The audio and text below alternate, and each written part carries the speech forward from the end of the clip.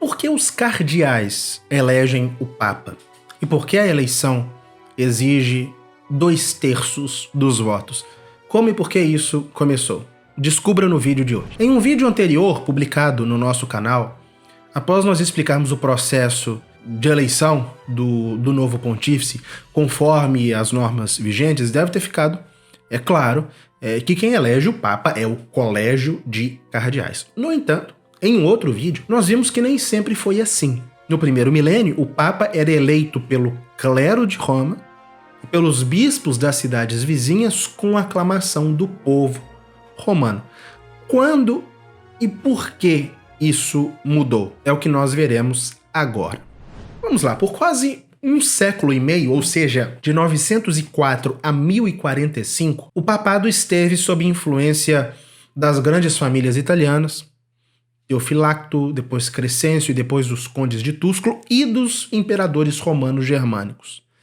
Foi uma época aquela muito trágica da história da igreja e da história do papado, especialmente. E uma das grandes provas da origem divina da igreja, na minha opinião, foi a igreja não apenas ter sobrevivido a isso, mas principalmente o fato de que aos papas dos séculos X e XI, frequentemente indignos, vejam, João XII ou Bento IX, a estes papas sucederam quase imediatamente papas santíssimos, dispostos a capitanear o movimento de reforma iniciado já em Cluny e que declararam guerra a tudo aquilo que naqueles dias era causa de corrupção na igreja, sobretudo a simonia, o nicolaísmo e a investidura leiga. Essa obra de reforma foi a principal preocupação de 11 grandes pontífices, desde 1049 a 1122. Coloco aqui 1122 porque é um ano capital no qual as coisas já parecem bastante resolvidas.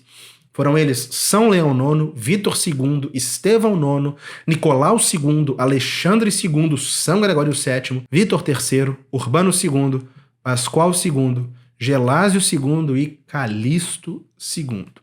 E o que estes homens, o que estes santos papas perceberam foi que, para garantir que o clero seja digno e que os fiéis sejam bons cristãos, era necessário tirar a igreja e o papado das mãos da submissão aos poderes laicos. E nisso não havia nada mais urgente, óbvio, do que impedir que os poderes mundanos, os nobres, os reis, as influências políticas em geral, influíssem na escolha dos sucessores de São Pedro. E foi para impedi-lo que em 1059 o Papa Nicolau II tomou uma grande e impactante decisão. Mas entendamos o contexto imediato. Vejam bem, em 28 de março de 1058 morreu o Papa Estevão IX, que foi o terceiro desses papas reformadores.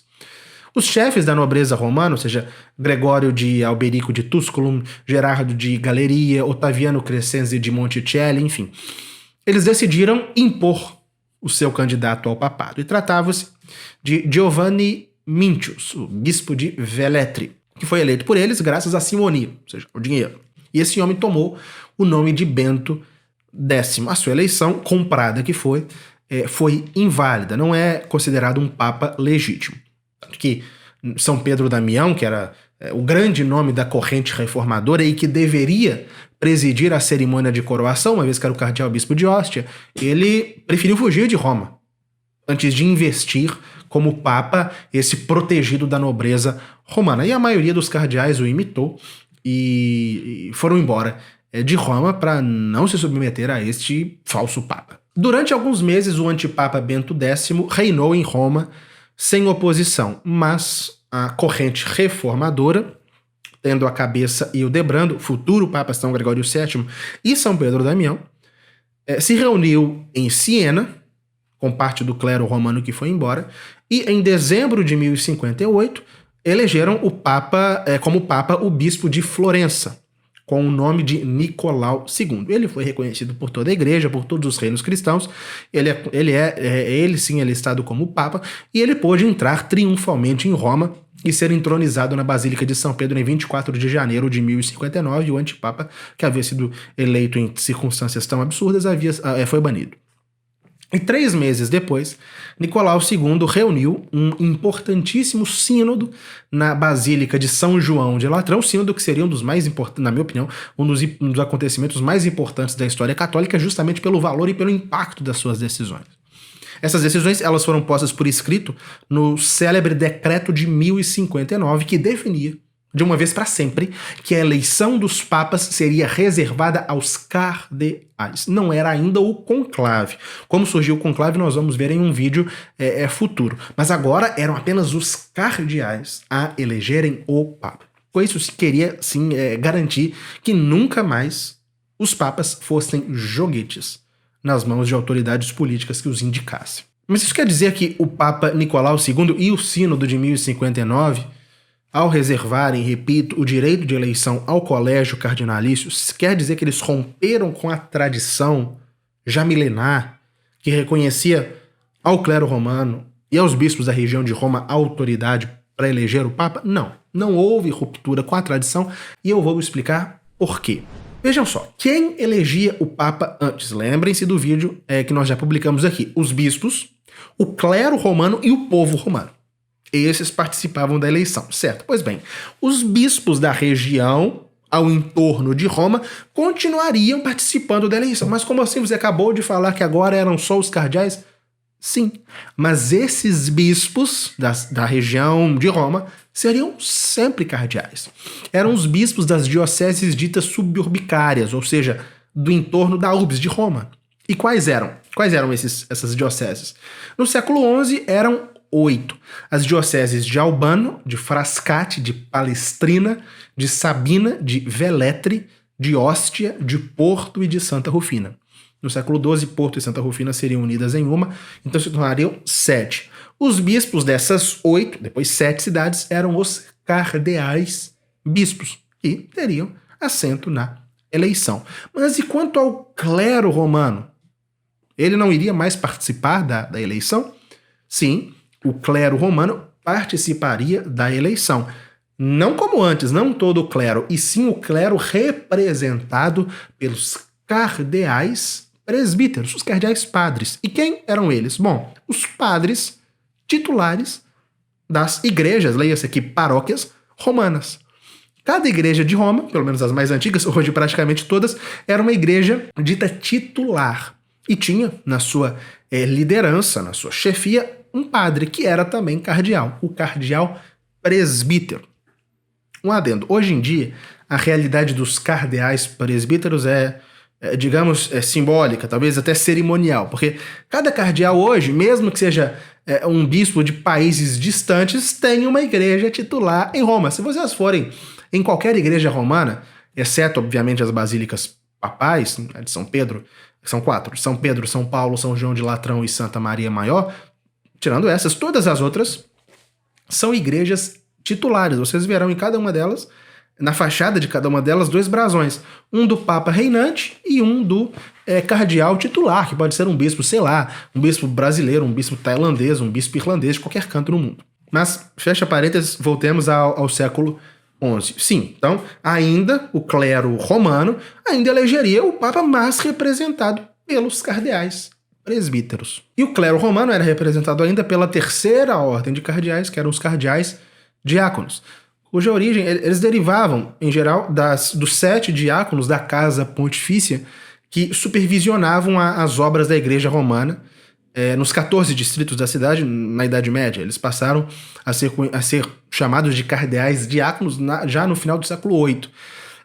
Os cardeais diáconos ainda são sobretudo cardeais da Cúria, os que ajudavam o Papa na administração da Igreja. Assim, a Igreja de Roma, na pessoa dos cardeais, continuava a eleger o Papa, como foi desde o início, mas agora através de um colégio de anciãos, um colégio de elite que elegeria o Papa.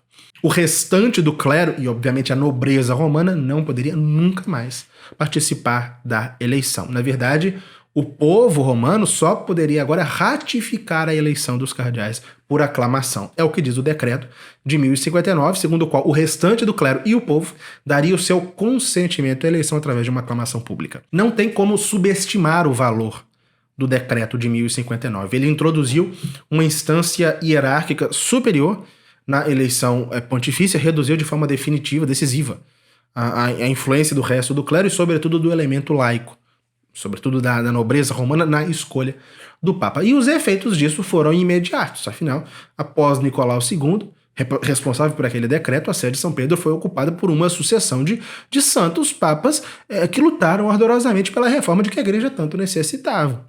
No entanto, ainda que o decreto de 1059 tenha desembaraçado o papado da influência direta dos poderes leigos, esse decreto não impedia discórdias. Isso porque, agora são os cardeais que elegem o Papa.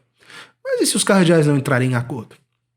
Foi o que aconteceu, por exemplo, entre 1130 e 1138, quando a igreja passou pelo cisma do antipapa Anacleto II, que por quase uma década se opôs ao Papa legítimo. Inocêncio II, uns cardeais apoiavam um, outros cardeais apoiavam outro, enfim. As discórdias ainda eram possíveis. Era necessário que a igreja precisasse com ainda maior rigor as regras para a eleição pontifícia. E o que motivou a adoção de uma nova e também decisiva regra foi um cisma que dividiu a igreja por quase 20 anos, após a morte do Papa Adriano IV, em setembro de 1159. Naquela altura, os cardeais estavam divididos. 22 deles elegeram o cardeal Rolando Bandinelli, Papa, que tomou o nome de Alexandre III. Outros cardeais, bem menos numerosos, 5 contra 22, votaram em Ottaviano de Monticelli, que era ligado ao partido de Frederico Barbarossa, Sacro Imperador Romano. E com o apoio do imperador, Ottaviano, o antipapa, eleito por apenas 5 cardeais, se apoderou de Roma com o nome de Vítor IV. O Papa legítimo, Alexandre III, teve que fugir de Roma. O cisma durou 18 anos. Alexandre III lutou com galhardia contra 3 sucessivos antipapas. Ao lado dele, ao lado de Alexandre III, estava toda a igreja e quase todos os reinos cristãos. O partido cismático só sobrevivia porque tinha o apoio de um importante monarca, que era justamente o imperador Barbarossa. E após quase 20 anos, 18 anos de conflito, o imperador se submeteu ao Papa. O encontro entre eles deu-se em Veneza, em 24 de julho de 1177. Foi a célebre Paz de Veneza. Naquele dia, o imperador se prosternou diante do Papa Alexandre III, beijou seus pés, pediu perdão pelo cisma e foi feito um acordo. E o cisma acabou. E um ano depois, em agosto de 1178, o antipapa se submeteu ao Papa legítimo. Alexandre III, em setembro de 1177, decidiu publicar uma bula convocando toda a igreja para um concílio ecumênico em Roma, a fim de corrigir o que fosse necessário corrigir após o longo cisma, para reformar o que precisasse ser reformado, tomar, conforme diz a própria bula, medidas úteis à salvação dos fiéis. E assim, em 5 de março de 1179, o Papa Alexandre III abriu o 11º Concílio Ecumênico, o Terceiro Concílio de Latrão, ao compareceram 300 bispos e centenas de abades de todas as nações da cristandade, bispos da Itália, da Alemanha, de Borgonha, de Castela, de Aragão, de Leão, de Portugal, da França, da Inglaterra, da Irlanda, da Polônia, da Hungria, da Dinamarca, da Noruega, da Sicília e dos Estados Cruzados. Enfim, estava toda a Igreja Católica ali representada. E, significativamente, aqui para o nosso tema, o primeiro cânon dos cânones do Terceiro Concílio de Latrão se dedicava justamente a reparar as causas do cisma anterior. E quais foram as causas? Houve cisma porque os cardeais se dividiram quando da eleição do Papa. Era por isso necessário precisar estabelecer alguma regra no caso de discordância entre os cardeais. Por isso, o Terceiro Concílio de Latrão fixou uma regra nova, destinada a tornar incontestáveis as eleições seguintes. Dizia o primeiro cânon do Terceiro Concílio de Latrão que, se não puder haver pleno acordo entre os cardeais para a nomeação de um novo pontífice, e estando 2/3 de acordo e 1/3 se recusar a concordar ou tiver a audácia de nomear um outro, se terá por pontífice romano aquele que tiver sido eleito pelos 2/3. Era uma regra nova, sem precedentes mesmo, nenhuma bula, nenhum documento da história a preludiava. Estabelecia os 2/3 e mais. O decreto de 1059 ele havia estabelecido para a eleição papal uma hierarquia entre os cardeais bispos em relação aos outros. Agora não mais. O corpo eleitoral para a eleição do Papa seria doravante, sem hierarquia interna, o colégio dos cardeais, com exigência de 2/3.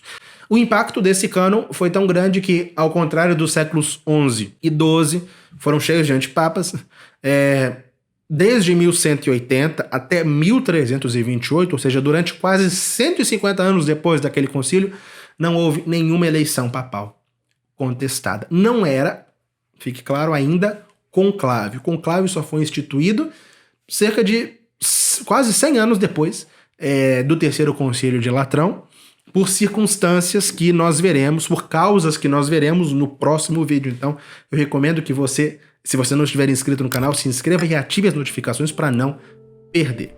Essa história que nós resumimos hoje aqui, vocês podem conhecer com detalhes na Escola de História da Igreja, a minha escola virtual dedicada a esse tema e que está com as inscrições abertas. Sobre aquele período que antecedeu a Reforma Gregoriana, aqueles papas terríveis dos séculos X, final do século IX, séculos X, hoje nós temos 2 aulas disponíveis. Sobre a Reforma Gregoriana, aquela que tirou o papado do lamaçal entre os séculos XI e XII, há 4 aulas inteiras e outras 2 aulas sobre os conflitos entre o imperador Barbarossa e os papas Adriano IV, em primeiro lugar, e Alexandre III, em segundo lugar. Então fica o nosso convite para você se matricular. E, como eu tenho dito, poucas coisas demonstram mais a origem divina da Igreja como a perpetuidade do papado. São 20 séculos, são 266, logo 67 ocupantes.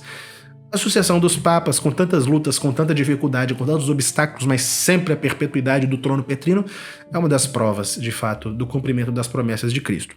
E nós precisamos nos recordar dos santos papas do passado, por isso nós elaboramos um pôster com todos os sumos pontífices, impresso em alta qualidade, em papel tecido, 50 por 64, e você pode adquirir por R$120 mais o frete, ou se matriculando na Escola de História da Igreja, nos próximos dias, até meados de maio de 2025, se você se matricular na escola, você receberá o pôster gratuitamente, certo? Com frete grátis, inclusive. E então são 2 opções. Ou você adquire o pôster separadamente, por 120 mais o frete, ou pode recebê-lo como um brinde gratuito, se matricular na Escola de História da Igreja, com frete grátis. Os 2 links estão aqui na descrição, e se você tiver qualquer dúvida, chame-nos no WhatsApp pelo número 31 999 2459 31. Até o próximo vídeo.